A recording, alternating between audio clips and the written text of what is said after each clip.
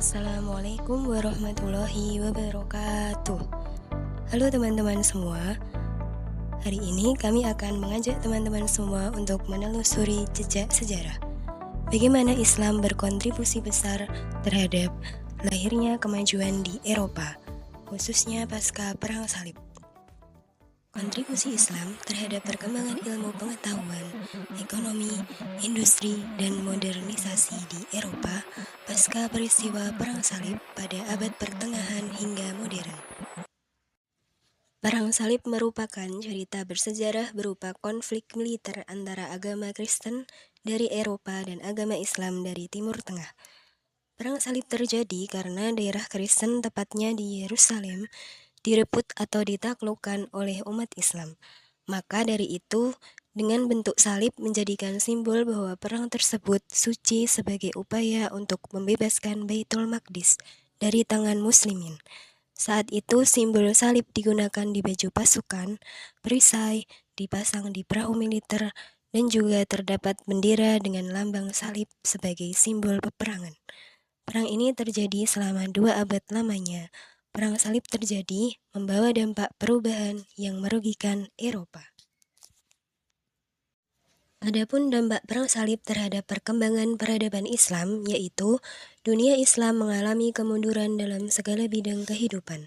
Kejadian demi kejadian menimpa dunia Islam seakan-akan tidak kunjung berhenti, baik yang ada di Andalusia, Baghdad, Yerusalem, dan negara Islam lainnya. Walaupun umat Islam berhasil mempertahankan daerah-daerahnya dari tentara salib, namun kerugian yang mereka derita banyak sekali, karena dunia Islam dilanda berbagai macam krisis, yaitu krisis keagamaan, politik kenegaraan, sosial ekonomi, pendidikan, dan kebudayaan. Kerugian-kerugian itu mengakibatkan kekuatan politik umat Islam menjadi lemah. Dalam kondisi demikian, mereka bukan menjadi bersatu, tetapi malah terpecah belah. Setelah Perang Salib usai, kondisi Eropa dan Islam menyatu dan saling berinteraksi untuk berkontribusi membawa pengaruh besar bagi Eropa, sehingga menciptakan peradaban Islam yang mewarnai peradaban Eropa. Beberapa kontribusi yang dilakukan oleh Islam kepada Eropa pasca Perang Salib diantaranya adalah kontribusi Islam terhadap perkembangan ilmu pengetahuan, ekonomi, industri, dan modernisasi di Eropa dari abad pertengahan hingga periode modern, terutama pasca Perang Salib.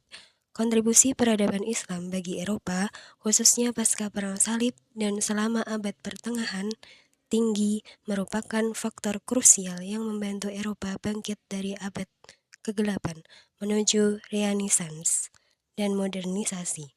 Kontak melalui jalur-jalur seperti Al-Andalus, Spanyol Muslim, Sisilia, dan Perang Salib memfasilitasi transfer pengetahuan, teknologi, dan praktik yang transformatif.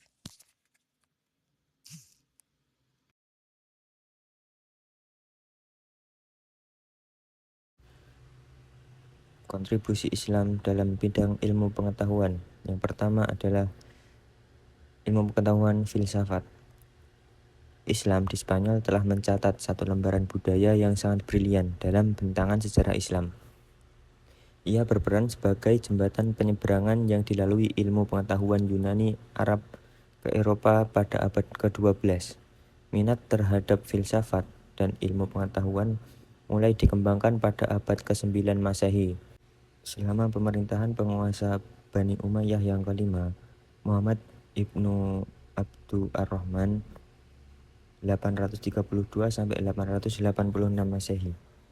Tokoh utama pertama dalam sejarah filsafat Arab Spanyol adalah Abu Bakar Muhammad ibnu Al-Sayyid yang lebih dikenal dengan Ibnu Bajjah.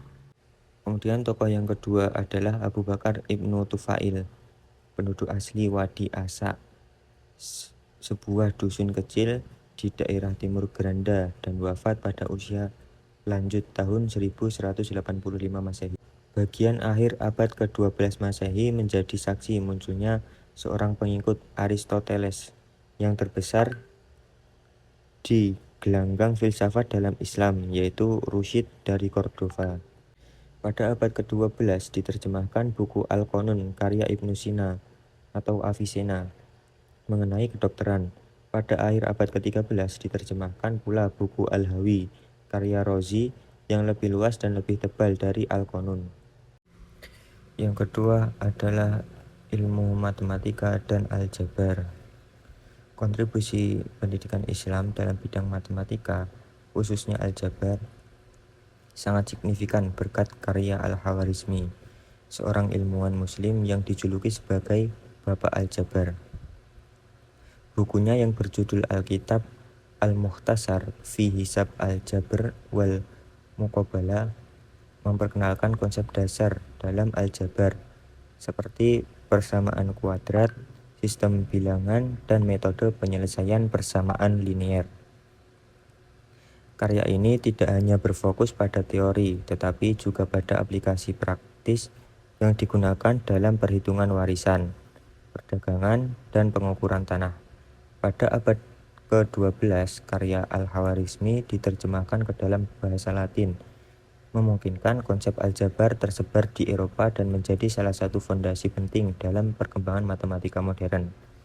Konsep aljabar yang diperkenalkannya bahkan menjadi asal mula istilah algebra dalam bahasa Inggris. Pengaruh ini berlanjut dengan diterapkannya prinsip-prinsip aljabar dalam perhitungan astronomi, arsitektur, dan fisika yang menjadi pendorong revolusi ilmiah di Eropa. Yang ketiga adalah sains. Abbas bin Fama termasyhur dalam ilmu kimia dan astronomi. Ia orang yang pertama kali menemukan pembuatan kaca dari batu. Ibrahim bin Yahya al-Naqqas terkenal dalam ilmu astronomi. Ia dapat menentukan waktu terjadinya gerhana matahari dan menentukan berapa lamanya. Ia juga berhasil membuat teropong modern yang dapat menentukan jarak antara tata surya dan bintang-bintang. Dalam bidang sejarah geografi, wilayah Islam bagian barat melahirkan banyak pemikiran terkenal, seperti Ibnu Jubair dari Valencia, menuliskan tentang negeri-negeri Muslim, Mediterania dan Silisia, dan Ibnu Batutah dari Tangir, mencapai Samudra Pasai dan Cina. Kemudian Ibnu Khaldun menyusun riwayat Granada, sedangkan Ibnu Khaldun dari Tum adalah perumus filsafat sejarah. Semua sejarawan di atas bertempat tinggal di Spanyol yang kemudian pindah ke Afrika. Kemudian yang keempat adalah ilmu kedokteran. Dalam bidang kedokteran, pendidikan Islam melahirkan karya monumental yang memberikan dampak besar pada dunia barat. Salah satu tokoh utama adalah Ibnu Sina atau Avicenna dengan karyanya Al-Qanun fi Al-Tibb, Canon of Medicine, yang menjadi rujukan utama dalam pendidikan kedokteran di universitas Eropa selama berabad-abad.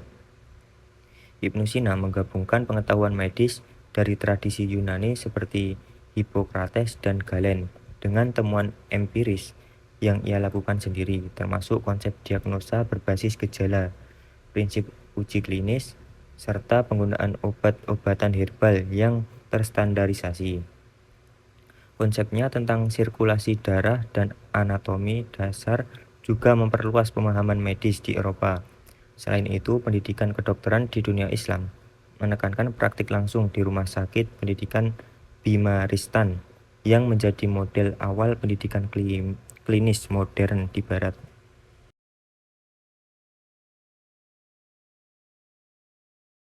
Kontribusi Islam yang kedua yaitu mengenai ekonomi dan industri.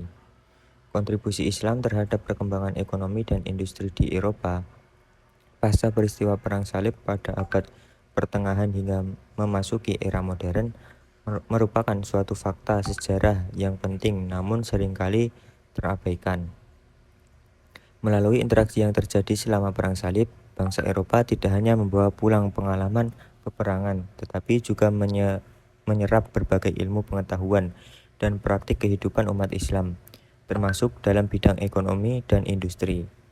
Umat Islam pada masa itu telah memiliki sistem ekonomi yang cukup maju, seperti sistem perbankan dasar yang menggunakan cek atau sak, praktik perdagangan internasional yang terorganisir, dengan baik, serta pengelolaan pasar melalui lembaga hisbah yang mengatur keadilan dan etika dalam jual beli. Sistem ini kemudian menjadi inspirasi dan dasar pengembangan sistem keuangan modern di Eropa. Dalam sektor industri, umat Islam telah mengembangkan berbagai teknologi yang kemudian mempengaruhi dunia barat. Salah satu contoh yang paling nyata adalah dalam bidang produksi kertas, di mana umat Islam mengadopsi teknologi dari Cina, lalu menyempurnakannya dan mendirikan pabrik kertas di berbagai wilayah Islam, seperti Baghdad, dan kemudian menyebarkannya ke wilayah Andalusia.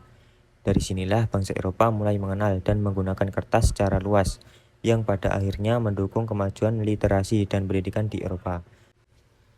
Selain itu, teknik pertanian dan irigasi yang dibawa umat Islam juga sangat membantu meningkatkan produksi pertanian di Eropa, termasuk sistem rotasi tanaman dan pengairan yang lebih efisien. Pengaruh ini tidak terlepas dari peran besar kota-kota Islam seperti Baghdad, Kairo, dan Cordoba sebagai pusat ilmu pengetahuan dan peradaban. Kota-kota ini menjadi jembatan peradaban antara timur dan barat, tempat di mana ilmu diterjemahkan, dikembangkan, dan kemudian disebarluaskan. Melalui proses inilah, Eropa secara bertahap mengalami kebangkitan intelektual dan ekonomi yang kelak menjadi fondasi bagi terjadinya Renaissance dan revolusi industri. Dengan demikian, dapat disimpulkan bahwa kontribusi Islam dalam perkembangan ekonomi dan industri di Eropa bukan hanya signifikan tetapi juga menjadi salah satu faktor penting dalam perjalanan sejarah menuju dunia modern.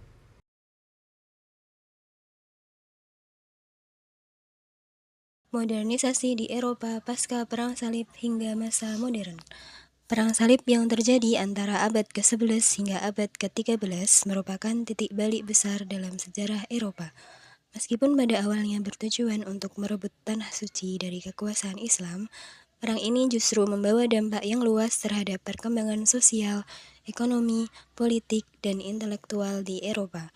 Setelah berakhirnya perang, masyarakat Eropa mulai mengalami perubahan besar yang mengarah pada modernisasi, baik dalam sistem pemerintahan, pola pikir, maupun perkembangan ilmu pengetahuan. Salah satu dampak paling signifikan dari Perang Salib adalah terbukanya kembali hubungan antara Eropa Barat dengan dunia Timur, khususnya wilayah Islam di Timur Tengah. Melalui interaksi ini, bangsa Eropa mengenal berbagai kemajuan peradaban Islam dalam bidang ilmu pengetahuan, perdagangan, dan teknologi. Barang-barang dari timur seperti rempah-rempah, kain sutra, dan logam mulia mulai banyak diperdagangkan. Hal ini mendorong lahirnya kelas pedagang baru di Eropa serta berkembangnya kota-kota pelabuhan seperti Venice dan Genoa menjadi pusat ekonomi yang makmur. Seiring meningkatnya kegiatan perdagangan, sistem feodalisme yang sebelumnya mendominasi kehidupan sosial, Eropa perlahan mulai melemah karena masyarakat mulai mengenal sistem ekonomi berbasis uang. Pada masa abad pertengahan tinggi, Eropa mengalami apa yang disebut sebagai Commercial Revolution atau revolusi perdagangan. Revolusi ini ditandai dengan meningkatnya perdagangan antar wilayah, munculnya pasar-pasar besar, serta berkembangnya lembaga keuangan seperti bank dan sistem kredit. Aktivitas ekonomi yang semula terfokus pada pertanian mulai beralih ke sektor perdagangan dan industri kecil. Kelas menengah baru yang terdiri dari para pedagang dan pengrajin mulai tumbuh dan menjadi kekuatan sosial baru yang berpengaruh dalam kehidupan masyarakat. Selain itu, munculnya universitas-universitas di kota-kota besar seperti Paris, Bologna, dan Oxford turut berperan dalam meningkatkan semangat intelektual di Eropa. Para ilmuwan dan filsuf mulai mempelajari kembali karya-karya klasik Yunani dan Romawi yang selama ini disimpan oleh para ilmuwan Muslim. Proses ini kemudian melahirkan gerakan intelektual yang dikenal dengan Renaissance of the 12th century, yang menjadi cikal bakal masa Renaissance sesungguhnya pada abad ke-14 hingga ke-16. Gerakan ini menandai kebangkitan kembali minat terhadap seni, sastra, dan ilmu pengetahuan serta mendorong lahirnya perdagangan baru yang menempatkan manusia sebagai pusat kehidupan atau humanisme.